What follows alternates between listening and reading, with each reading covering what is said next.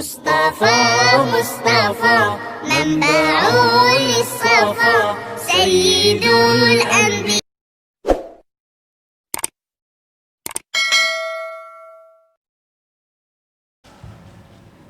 Karena jangan Bapak Ibu ada yang beranggapan bahwa saya sudah berbuat dosa, kemudian berulang-ulang dosa itu, dan tobat dosa lagi, tobat dosa lagi. Sehingga kadang-kadang dia putus asa. Ada yang berakhir kadang-kadang Bapak Ibu begini, mendingan basah mandi sekalian. Ini dalam sila berbuat dosa tidak ada seperti ini. Sebesar apapun dosa kita. Jadi banyak orang-orang kadang-kadang karena dosanya sudah terlalu besar, maka dia menjadi orang jahat sekalian sampai mati. Ini adalah satu yang fatal. Tetapi Bapak Ibu sekalian, dosa tidak bisa susah kita menghindarinya, tak berdosa sama sekali. Karena Rasulullah mengatakan setiap manusia itu berdosa. Namun Allah Subhanahu wa taala, Rasulullah telah memberikan terapi-terapi kepada kita menghapuskan dosa yang kita lakukan itu. Kan besok kan seperti kita mendengar ayat faman ya'mal misqala dzarratin khairan yara wa man ya'mal misqala dzarratin syarran yara. Siapa yang berbuat kebaikan akan dibalas, siapa yang berbuat dosa akan dibalas. Bapak Ibu, itu kaedahnya adalah selama dia belum menghapuskan dosanya itu di dunia, mati dalam kondisi berdosa, itu maksudnya itu. Tetapi kalau seandainya dia selalu hapuskan dosanya itu di dunia sampai mati dia tanpa dosa lagi, orang seperti ini Bapak Ibu masuk surga tanpa hisab. Maka Rasulullah menjelaskan kepada kita hal-hal amalan-amalan yang akan menghapuskan dosa kita. Yang pertama apa? Tobat. Kedua, memperbanyak istighfar. Karena ada hadis, apabila seorang hamba berdosa, maka Allah akan taruh bintik hitam di hatinya. Ya kan? Kalau berdosa lagi, bintik hitam. Sampai bintik hitam itu mengelilingi hatinya, membungkus hatinya.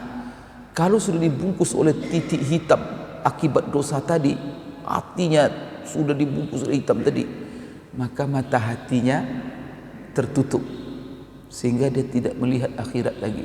Dan orang seperti ini Bapak Ibu dikhawatirkan khatamallahu ala qulubihim wa ala sam'ihim wa ala absarihim ghishawa. Maka di sini bagaimana Bapak Ibu sekalian? Bisakah setiap saya berdosa Pak Ustaz, lalu ada bintik hitam, saya bersihkan kembali bintik hitam yang sudah melekat di hati itu? Bapak Ibu, itulah yang diajarkan oleh Allah, yang diajarkan oleh Rasulullah. Faktor-faktor amalan-amalan yang menghapus dosa itu gunanya adalah menghapus tinta-tinta hitam yang sudah melekat di hati tadi. Jadi Bapak Ibu berdosa, lalu setelah berdosa itu ada bintik hitam dalam hati, kemudian sudah di dalam catatan, kemudian kita bertobat, beristighfar, mohon ampun dengan benar kepada Allah, maka Allah hapuskan bintik hitam itu kembali dan hapuskan dosa-dosa kita dari catatan, maka buku kita terima bersih nanti.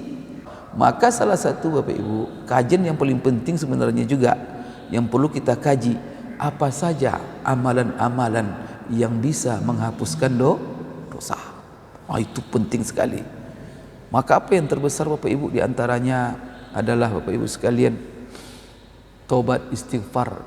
Salah satunya memperbanyak sedekah, kemudian rajin menghubungkan silaturahim, kemudian salah satunya juga adalah solat sendiri. Ini solat fardu ini Bapak Ibu menghapus dosa, bahkan membuat manusia itu bersih. Rasulullah pernah mengatakan begini kepada sahabat, hai sahabatku, kalau ada di antara kamu di depan rumahnya ada sebuah sungai, sungai itu mengalir deras, kemudian sungai itu bening, lalu dia mandi di dalam sungai itu 5 kali sehari semalam, apakah masih tersisa kotoran di tubuhnya? Apa jawab sahabat? Tentu tidak ya Rasulullah. Maka Rasulullah langsung mengatakan, begitu pula lah kalian yang solat 5 waktu sehari semalam. Maka sempurnakan solat kita Bapak Ibu, solat 5 fardu ini. Karena solat fardu ini bukan hanya pahala yang kita dapatkan, tetapi di samping itu Allah bersihkan diri kita dengan solat 5 waktu, diri kita daripada dosa. Salah satunya Bapak Ibu, selain kita bukan nanti itu dikaji khusus nanti apa saja amal-amalan yang menghapus dosa seorang hamba. Di antaranya adalah hadis ini. Apa kata Rasulullah? Maukah saya tunjukkan kepada kamu satu amalan yang kalau kamu amalkan Allah hapuskan dosa-dosamu, kemudian Allah angkat derajatmu.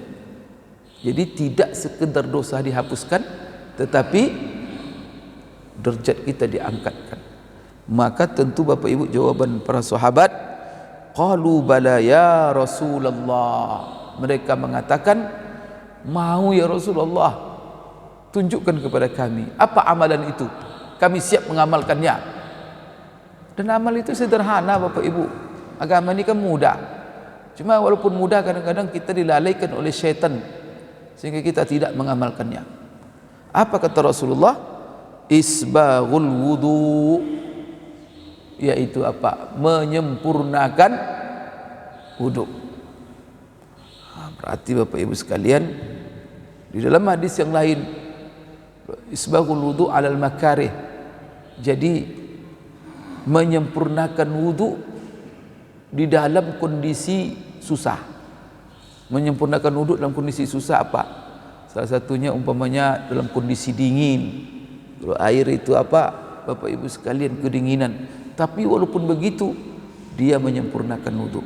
Menyempurnakan wudu ini secara umum Bapak Ibu sekalian ini adalah menghapuskan dosa. Di dalam hadis yang lain, Rasulullah SAW menjelaskan dihapuskan untuk dia dosa, diberikan untuk dia pahala, diangkatkan untuk dia derajat. Amalan yang disebut Rasulullah apa? Barang siapa yang menyempurnakan wudunya dari rumah, lalu dia keluar ke masjid, dan tidak ada yang mengeluarkan dia ke masjid kecuali salat, tapi diawali dengan penyempurnaan wudu, maka apa kata Rasulullah? Maka setiap langkah yang dia langkahkan mendapat 10 pahala. Setiap langkah itu dia mendapat 10, dihapuskan untuk dia 10 dosa, kemudian diangkatkan untuk dia 10 darjat. 3 pahala penghapusan dosa, diangkatkan derajatnya di sisi Allah Subhanahu wa taala.